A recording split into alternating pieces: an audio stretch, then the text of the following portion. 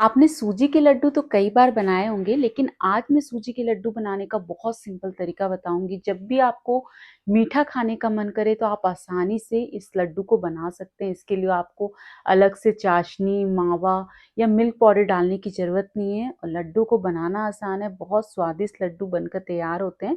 तो चलिए बना लेते हैं।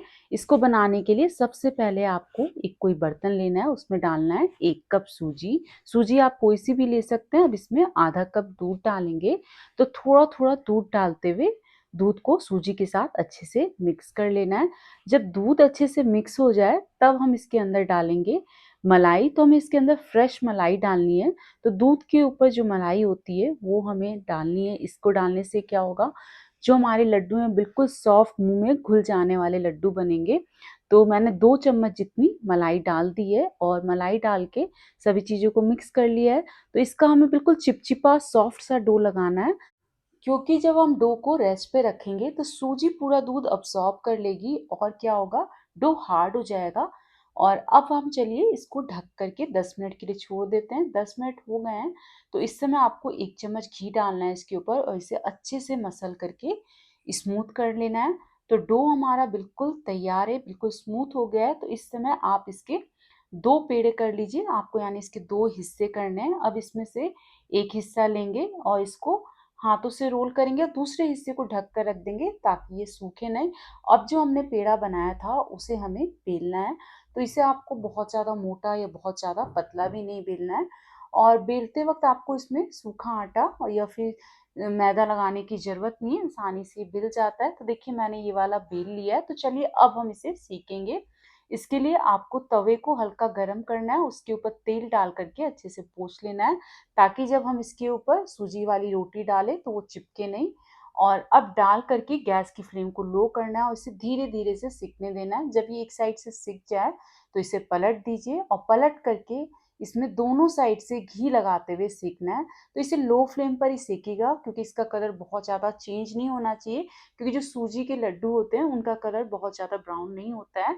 तो मैंने एक साइड घी लगा कर के दूसरी साइड भी पलट दिया है। इसे हल्का-सा प्रेस करते हुए सेक लेंगे।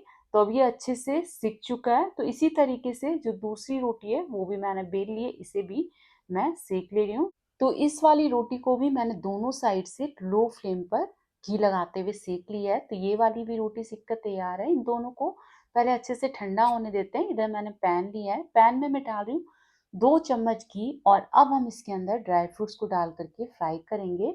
तो ड्राई फ्रूट्स की मात्रा आप अपने हिसाब से कम ज़्यादा ले सकते हैं। मैंने काजू, बादाम और पिस्ता लिया है।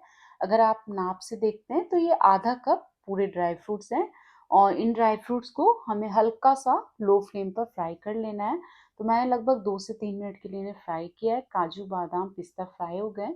इसे भी साइड में रखते हैं। इधर जो रोटी हमने रखी थी ये अच्छे से ठंडी हो गई है। तो इसे हमें तोड़ लेना है। तो इनको हम छोटे-छोटे टुकड़ों में तोड़ लेंगे। तोड़ने के बाद आपको क्या करना है, मिक्सी के जार में इन सभी टुकड़ों को डाल देना है और डालने के बाद इसे अब आपको पीसना है। तो इसे पल्स मोड पर बीच-बीच में चलाते हुए पीसिएगा। इसको हमें दरदरा पीसना है। तो ये वापस से बिल्कुल सूजी की तरह दिखने लगेगा। तो जब आप पीस लें तो एक बार उसे छू कर देखिएगा। तो उसके दाने सॉफ्ट होने चाहिए, हार्ड नहीं होने चाहिए। बस इस बात का आपको ध्यान रखना है। तो जब मैं इसे छू रही हूँ तो ये बिल्कुल सूजी की तरह दिख रहा है और इसके बिल्कुल सॉफ्ट दाने हैं, हार्ड नहीं है।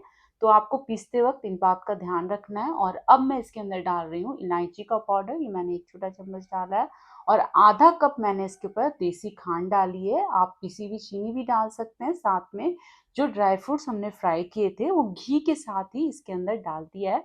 अब सभी चीज़ों को आपको मिक्स कर लेना है। मिक्स करने के बाद एक बार आप चेक करिए कि इसमें बाइंडिंग आई है कि नहीं। अगर बाइंडिंग नहीं आई है तो आप घबराइएगा नहीं। इसके अंदर 2 से 3 चम्मच दूध डाल दीजिएगा। तो तुरंत इसके अंदर बाइंडिंग आ जाती है, क्योंकि हमने इसके अंदर चीनी डाली है। और अगर आप दूध नहीं डालना चाहते तो इसकी जगह आप घी की मात्रा बढ़ा सकते हैं। आप थोड़ा घी डालिए, फिर उसके बाद लड्डुओं को बांधिए तो भी ये बन जाएंगे। और फ्रेंड, जब आपको मीठा खाने का मन करता है तो आप मीठे में क्या बनाते हैं मुझे कमेंट करके बताइएगा। मुझे जानकर बहुत खुशी होगी। तो सारे लड्डू बन गए हैं। आप इन लड्डुओं को एयर टाइट कंटेनर में रखिए। 6 से 7 दिन तक ये खराब नहीं होंगे। तो फ्रेंड्स, अगर आपको सूजी के लड्डू की रेसिपी पसंद आई हो तो प्लीज़ लाइक शेयर सब्सक्राइब करना ना भूलें।